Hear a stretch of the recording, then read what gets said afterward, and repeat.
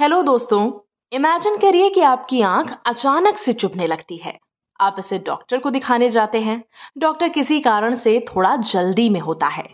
Doctor जल्दी जल्दी में आपकी आंख देखने के बाद अपना चश्मा उतारता है और आपको पहनने को देता है और कहता है कि इसे तुम एक बार लगा के देखो, शायद तुम्हारी समस्या खत्म हो जाए। आप डॉक्टर का चश्मा लगाते हैं, लेकिन उससे दर्द कम होने की जगह और बढ़ जाता है। आपकी आंखों से और धुंधला दिखने लगता है। आप तुरंत चश्मा उतारते हैं और डॉक्टर पर चिल्लाते हैं, ये क्या बकवास है। डॉक्टर कहता है, क्या दिक्कत है? ये चश्मा मैं 10 सालों से पहन रहा हूं। ये मेरे लिए काफी कारगर रहा है, ये शायद तुम्हारे लिए भी काम करे। अब ऐसी स्थिति में क्या आप कभी दोबारा उस डॉक्टर के पास जाएंगे? नहीं ना। दरअसल आजकल हम सभी इसी तरह की जल्दबाजी में हैं। इसी जल्दबाजी में हम बात को जाने बिना, समस्या को समझे बिना लोगों को एडवाइस देने लगते हैं। लेकिन उस एडवाइस का क्या रिजल्ट होता है, ये कभी आपने सोचा है? ऑथर स्टीफन कॉवी कहते हैं, कम्युनिकेशन यानी बातों विचारों का आदान प्रदान हमारे जीवन का सबसे महत्वपूर्ण स्किल है। अपने जीवन का सबसे ज्यादा वक्त हम यही करते हुए गुजारते हैं। हम पढ़ना सीखते हैं, लिखना सीखते हैं, बोलना सीखते हैं, लेकिन सुनना, क्या हम सुनना भी सीखते हैं? सुन के समझना सीखते हैं? जब हम किसी से बात करते हैं तो उसकी बातों को हम कितने गौर से सुनते हैं? हम ज्यादातर समय सामने वाले की बात ठीक से सुने और समझे बिना अपना जवाब तैयार कर रहे होते हैं। ऑथर कहते हैं कि सामने वाले की बात ठीक से समझने की मंशा से उसे सुनना, अपनी बात उसे समझाने से पहले उसकी बात समझना एम्पैथिक लिसनिंग कहलाता है। ये लिसनिंग का हाईएस्ट फॉर्म है। ये घाव पर मलहम की तरह है। महान ऑथर स्टीफन कॉवी की शानदार किताब 7 habits of highly effective people उनके जीवन की बेस्ट बुक है। पूरे विश्व में इसकी 25 मिलियन से भी ज्यादा कॉपीज अभी तक बिक चुकी हैं। इस किताब ने कई जनरेशन्स को जीवन जीने की बेहतर समझ दी है। ऑथर स्टीफन अपनी पर्सनल लाइफ के कई एक्सपीरियंसेस इस किताब में हमारे साथ शेयर करते हैं। वे बताते हैं कि उनके जीवन के ऐसे कौन से अनुभव रहे जिसे उन्होंने कंपाइल करके अपनी किताब 7 habits of highly effective people में शेयर किया।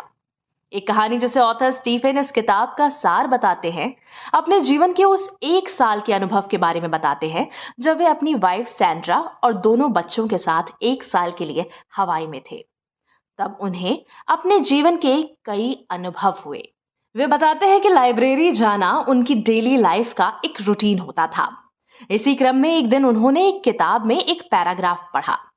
वो उस पैराग्राफ से इतने प्रभावित हुए कि उन्होंने उसे कई बार पढ़ा, कई दिन तक पढ़ा और उस पर काफी दिन तक चिंतन किया। अपनी वाइफ सैंड्रा से भी उन्होंने इस पैराग्राफ का जिक्र किया और अपने जीवन के सभी पहलुओं को उस फिलॉसफी के इर्द गिर्द समझने की कोशिश की।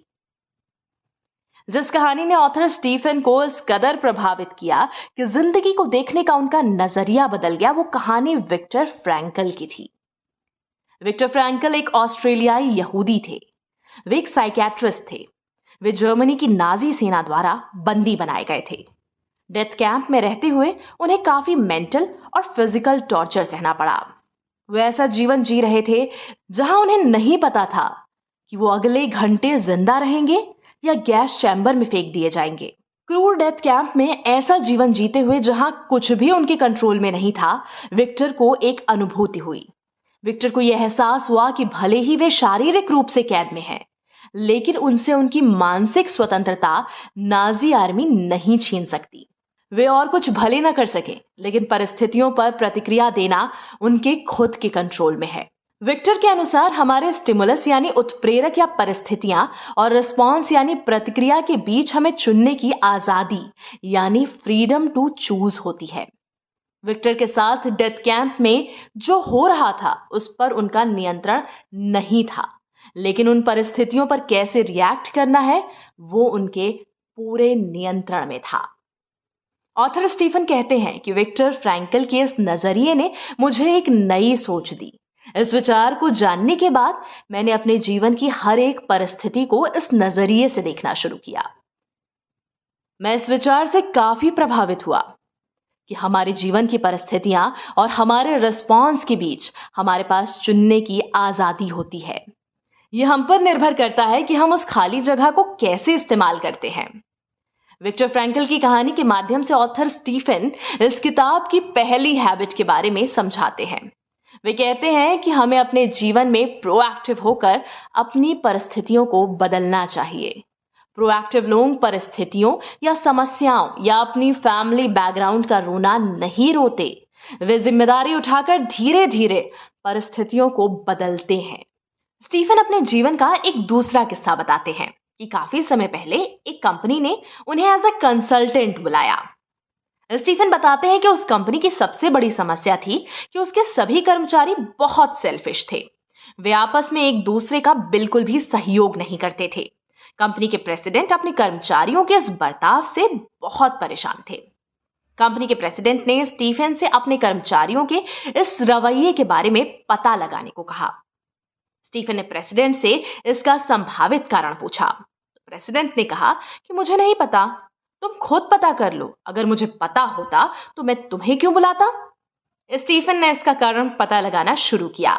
ऑफिस के सभी कर्मचारियों से बात करने के बाद स्टीफन को लगा कि प्रेसिडेंट बिल्कुल सही थे। कुछ समय के बाद जब स्टीफन प्रेसिडेंट के केबिन में गए तो उन्होंने देखा कि केबिन की एक दीवार पर एक चार्ट लगा हुआ था। उस चार्ट में ट्रैक पर दौड़ने वाले घोड़ों का चित्र बना हुआ था और उन घोड़ों के चेहरे के ऊपर प्रेसिडेंट ने अपने सभी मैनेजर्स के चेहरे की फोटो लगा रखी थी। रेस ट्रैक के अंतिम छोर पर एक बड़े ही सुंदर आइलैंड की फोटो बनी थी जहां एक हस्बैंड वाइफ अपना वेकेशन एंजॉय कर रहे थे। स्टीफन ने इस चार्ट के बारे में पूछा तो प्रेसिडेंट ने बताया कि सप्ताह में एक बार वो अपने कर्मचारियों को अपने केबिन में बुलाते हैं, सभी से आपस में कोऑपरेशन के साथ काम करने को कहते हैं। वो कहते हैं कि अगर हम सभी अच्छे से काम करेंगे तो हम सभी ढेर सारा पैसा कमाएंगे। और फिर सभी को ये चार्ट दिखाकर कहते हैं कि अब ये बताओ कि तुम में से कौन ये आइलैंड ट्रिप जीतेगा। स्टीफन ने प्रेसिडेंट के तरीके के बारे में कुछ देर सोचा और फिर प्रेसिडेंट से कहा कि आप पानी पहले पौधे को दे रहे हैं और आप चाहते हैं कि दूसरा पौधा हरा भरा हो जाए। ये कैसे संभव है।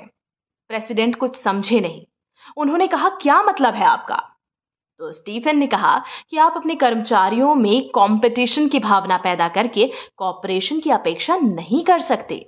आप हर सप्ताह जो चार्ट अपने कर्मचारियों को दिखाते हैं वो उनके अंदर आपस में कंपटीशन की भावना पैदा करता है। ये चार्ट कहता है एक मैनेजर की सफलता मतलब बाकी सभी मैनेजर्स की असफलता है। आप सभी के बीच कंपटीशन का माहौल बनाकर कोऑपरेशन का रिजल्ट पाना चाह रहे हैं और जब ऐसा नहीं हो रहा तो आप उन्हें प्रलोभन दे रहे हैं। हो सकता है थोड़ा समय के लिए यह संभव हो पाए, लेकिन इस ट्रिक से लॉन्ग टर्म में आपके कर्मचारियों के बीच कोऑपरेशन संभव नहीं है। स्टीफन ने कहा कि आप रूट्स को बदले बिना फ्रूट्स को नहीं बदल सकते। अब प्रेसिडेंट ने पूछा तो फिर क्या करें। बिना प्रतिस्पर्धा की भावना के कर्मचारियों में काम करने की ललक कैसे आएगी। स्टीफन ने कहा जरूरी नहीं कि कोई एक हारे तो ही कोई दूसरा जीतेगा। प्रेसिडेंट ने कहा इसका क्या मतलब। बिना किसी के हारे या जीते कैसे फैसला हो सकता है। प्रेसिडेंट ने कहा कि किसी भी खेल में एक खिलाड़ी हारेगा तभी तो दूसरा जीतेगा। एक के हारे बिना दूसरा कैसे जीतेगा। इस पर स्टीफन ने कहा आप जो कह रहे हैं वो कुछ हद तक ठीक हो सकता है। क्रिकेट में, फुटबॉल में, कोर्ट कचहरी में, कानूनी दांव पेच में निर्णय हार या जीत से ही होता है, लेकिन हर जगह यह सिद्धांत लागू नहीं होता। खासकर नौकरी या बिजनेस में, पढ़ाई लिखाई में, घर परिवार में, इन जगहों पर आप अगर सिर्फ हार जीत से फैसला करेंगे तो जीवन बड़ा मुश्किल हो जाएगा। हार और जीत के अलावा एक तीसरा विकल्प भी होता है जिसमें सभी लोग जीत सकते हैं।